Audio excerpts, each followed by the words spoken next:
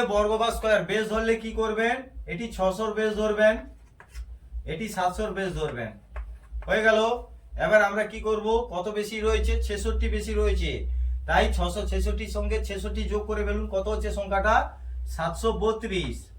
দেখুন 732 সংখ্যাটা হয়ে গেল। এবারে দেখুন 600 বেস 6, তাই এই 6 দিয়ে এটা আমরা গুণ করে ফেলবো, গুণফলটা হচ্ছে দেখুন, দেখুন এটি হচ্ছে।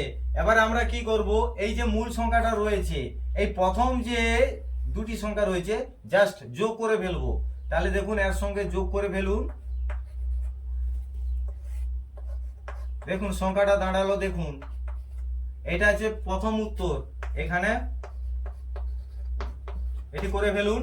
তারপরে আমরা কি করব, 6 এর বর্গ কত 36, তাই লাস্টে যে 92 রয়েছে জাস্ট এইটা থেকে আমরা 36 বিয়োগ করে ফেলবো। দেখুন যোগ বিয়োগের খেলা থেকে এই উত্তর বেরিয়ে আসছে। দেখুন কিভাবে, দেখুন 92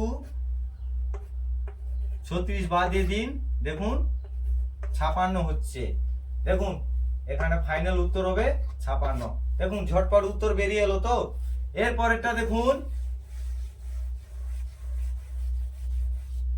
এখানে কি করব, এখানেও ঠিক একই রকম 77 যোগ করে ফেলুন, সংখ্যাটি দাঁড়াচ্ছে দেখুন 854। এবারে 7 দিয়ে গুণ করে ফেলুন, 7 যেহেতু এ রয়েছে বেস রয়েছে, তাহলে সংখ্যাটা দাঁড়াচ্ছে দেখুন 5978। এবারে দেখুন এই সংখ্যাটা ঠিক একই রকম আমরা ব্যবহার করব, 59টাকে মূল সংখ্যা যোগ করে ফেলবো, তাহলে 59 যোগ করে ফেলুন, সংখ্যাটা দেখুন প্রথম সংখ্যাটা দাঁড়ালো 3067, এটা প্রথম সংখ্যার উত্তর। এবার আমরা কি করব, 7 এর বর্গ 49, লাস্টে যে 78 রয়েছে এই 78 দিয়ে আমরা জাস্ট এটাকে বাদ দিয়ে দেবো, তাহলে 49 বাদ দিয়ে দিলে হচ্ছে কত 29, তাহলে দেখুন আমার ফাইনাল উত্তর বেরিয়ে এলো 29। এইটা হচ্ছে আমাদের ফাইনাল উত্তর। ভিডিওটি ভালো লাগলে চ্যানেলটি ফলো করবেন, লাইক কমেন্ট সাবস্ক্রাইব করে পাশে থাকবেন। ধন্যবাদ।